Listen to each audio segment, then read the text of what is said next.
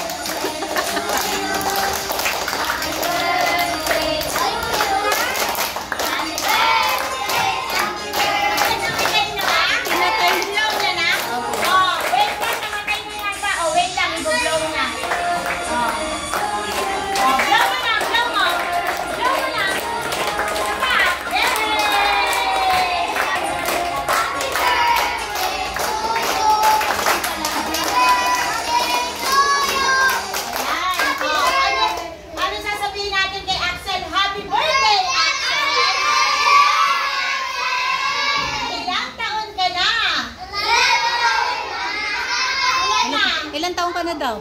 7 palakpak para kay Axel. Ready, get, set, go! 1, 2, 3, 4, 5, 6, 7. Yay! Ano sasabihin mo sa kanilang lahat? Thank you, Pati, sa kanila. Kina Tita, sa kala Mami. Kina Daddy, wala. Ano sasabihin mo? Thank you po. Ayan. Sige, balik na tayo sa upuan. Balik! Bigyan mo mga kaklase mo katulad ng iba, di ba pag sila may birthday, ikaw magbigay. Axel, ikaw mag-abot. Ikaw mag-abot sa kaklase mo. Bilis para ma-picturean. Dito ka mag-start yan sa unahan. Kaya dito.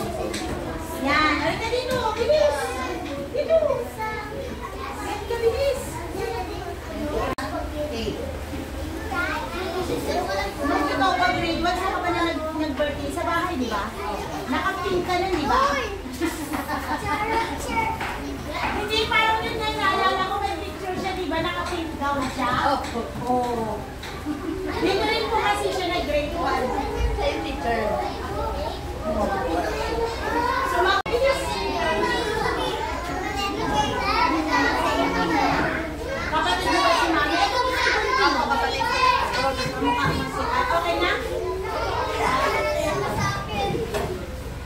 Okay, ganito ha.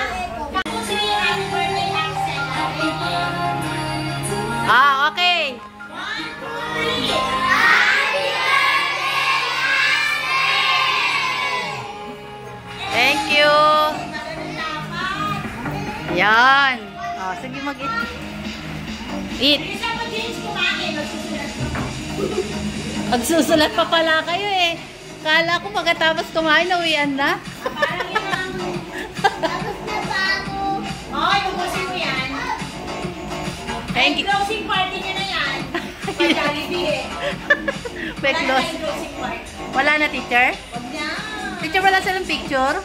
Bukas. Ah. Next picture. Ah, Bukas bukas. tayo magka-class picture na. Ulitin ko ulit. Mag-unit 4. Walang baon? Ito nga may baon. Loko lang yun ni teacher. Loko lang. Pero sabihin mo na rin.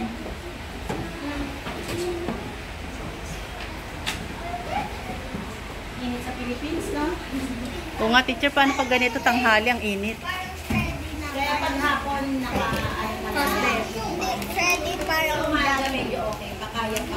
Kaya pa ito. Sa bagay itong hangin. Ganun. O, picture kayong dalawa. Tingin, Axel. Bilisan mo. Axel, tingin. Pati na lang. Ayos. Ang dumi mo. Inaamoy mo pa yung